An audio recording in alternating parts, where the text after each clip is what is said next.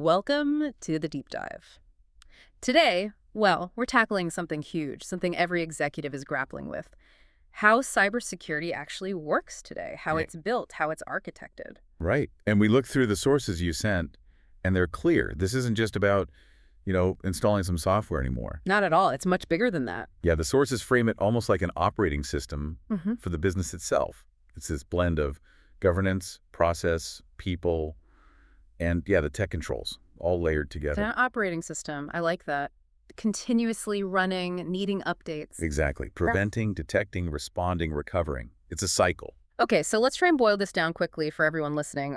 Our mission here is to pull out the key pieces, the pillars you build on, the core architecture, and importantly, how you actually measure success, the outcomes leaders care about. Right. So if you're building this operating model, you start with what the sources call program pillars, foundational stuff. Two areas really stand out consistently, which first, governance and risk.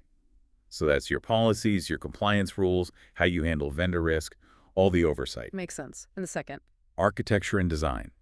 This is crucial. It's where you proactively design security in, thinking of things like zero trust principles, classifying your data properly right from the start.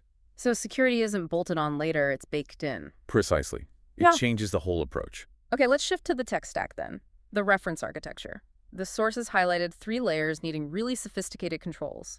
Identity and access first. Yep. And we're way past just basic single sign-on here.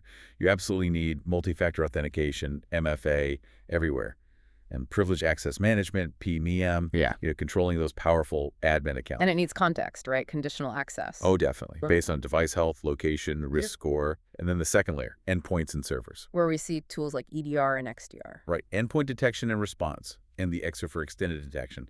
But the key insight from the sources wasn't just the tool itself. What was it then?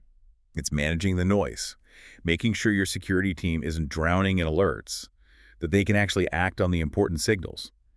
Tuning is critical. Okay. Endpoints, servers. Yeah.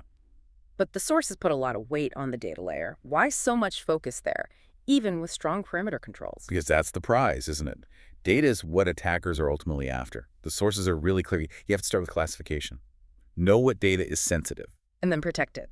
Exactly. Encryption is key both when it's moving, so in transit, and when it's just sitting there at rest. And of course, data loss prevention, DLP tools to catch sensitive data trying to leave. Okay, connecting this back up. Here. All these technical controls, they need to be measured by their outcome, right? Not just activity. Guess the shift. So to prevent compromise, the sources really hammer 2 things. 1, MFA everywhere, and push for phishing-resistant types where you can. Like FIDO keys or biometrics. Exactly. And 2, incredibly fast patching, especially for anything facing the internet. That patching cadence is non-negotiable. And if prevention fails, if something gets through, Then it's all about limiting the blast radius, containing the damage, how do you do that effectively? mostly through segmentation, breaking up networks and identities so an attacker can't move freely, and using techniques like just-in-time elevation.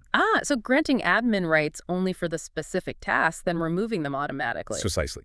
Minimizes the window of opportunity. So bringing this to the leadership level, they want to see results, metrics. What should we be tracking? You focus on time and effectiveness, mean time to detect, MTTD, how fast do you spot trouble, mean time to respond, MTTR, how quickly do you contain and fix it. Those are crucial time-based ones. What about effectiveness? Yeah, equally important. Things like, what's your success rate when you test restoring from backups? What percentage of your users actually fail real-world phishing tests? Those tell you if controls are really working. Okay, this leads us to the pitfalls, the aha moments from the sources about where these well-intentioned programs go wrong. Yes, and there were some really consistent themes. 3 big ones. First, just tool sprawl. Buying lots of shiny security tools without a clear architecture connecting them or a plan to manage them. Creates complexity, maybe even gaps. Definitely. Second, overlooking the basics, the non-glamorous stuff, like weak identity practices, not actually testing backups regularly, or ignoring the risk coming from third-party vendors. That third-party piece is huge. And the third pitfall, Metrics that fail.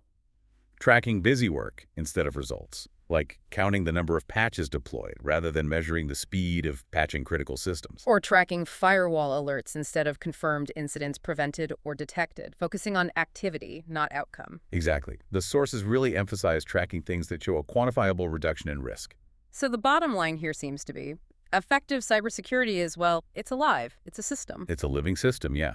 Built in deliberate layers, automated smartly where possible, and tested constantly. And always tied back to the business's goals and its specific risk tolerance. And that operating model you mentioned, it stresses that incident response isn't over when the system is back online, right? Absolutely not. It must conclude with proper lessons learned, with tabletop exercises to practice and refine.